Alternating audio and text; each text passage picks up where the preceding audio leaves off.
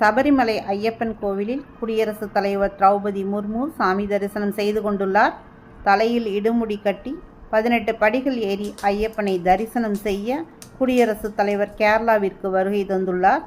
அவர் கருப்பு உடை அணிந்து பக்தர்கள் செல்லக்கூடிய அதே நிற உடை அணிந்து 18 படிகள் இடுமுடி கட்டி சபரிமலை ஐயப்பன் கருவறை முன்பாக நின்று தரிசனம் கண்டு வருகிறார். அவருடன் இருந்த பாதுகாப்பு படை அதிகாரிகளும் இடுமுடி கட்டி சென்று தரிசனம் செய்தனர். இடுமுடி கட்டி சபரிமலை ஐயப்பனை தரிசனம் செய்யும் முதல் குடியரசுத் தலைவர் திரௌபதி முர்மு ஆவார். இவருடைய வருகையால் சில கட்டுப்பாடுகள் விதிக்கப்பட்டுள்ளது. பக்தர்களுக்கு இன்று மாலையிலிருந்து சாமி தரிசனம் அனுமதிக்கப்படும். தேவஸ்தான முறைப்படி குடியரசுத் தலைவர் திரௌபதி முர்மு அவர்களுக்கு பாரம்பரிய வரவேற்பு வழங்கப்பட்டது.